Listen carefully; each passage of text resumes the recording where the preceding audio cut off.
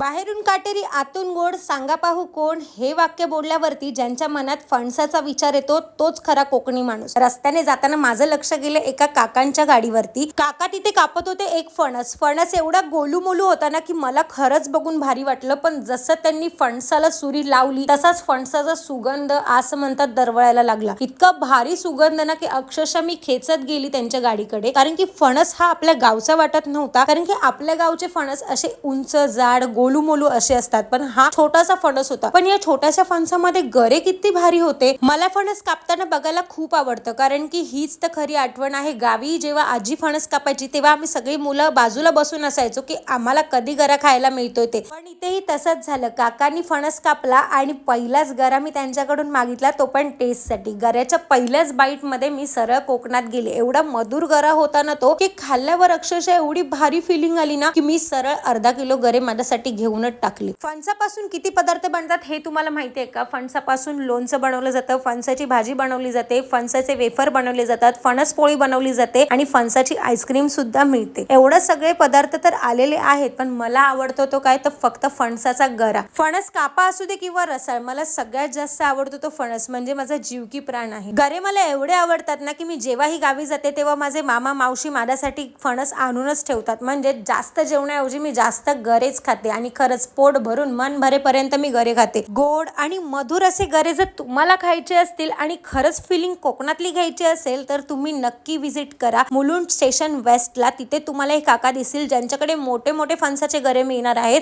बघितलं तुम्ही, एक एक फणसाचा गरा इतका मोठा होता ना की तुमचं पोट इझिली भरून जाईल. मी ते इथे माझ्यासाठी गरे घेतलेले आहेत. मग तुम्ही वाट कसली बघताय? लवकरात लवकर या.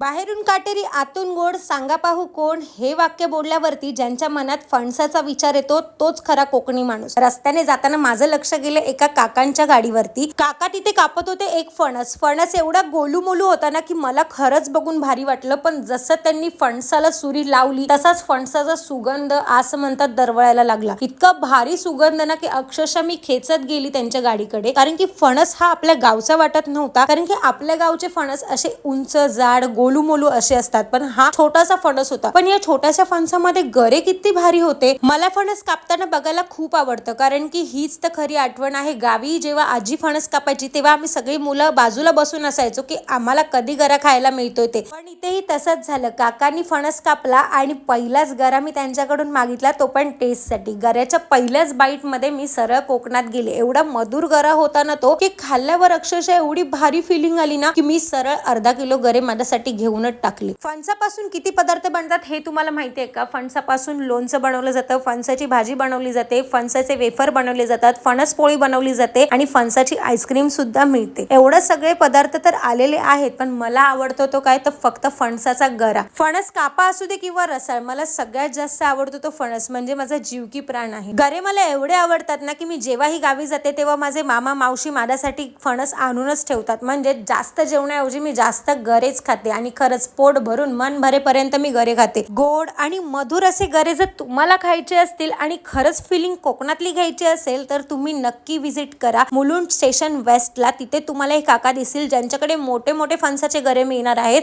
बघितलं तुम्ही, एक एक फणसाचा गरा इतका मोठा होता ना की तुमचं पोट इझिली भरून जाईल. मी ते इथे माझ्यासाठी गरे घेतलेले आहेत. मग तुम्ही वाट कसली बघताय? लवकरात लवकर या.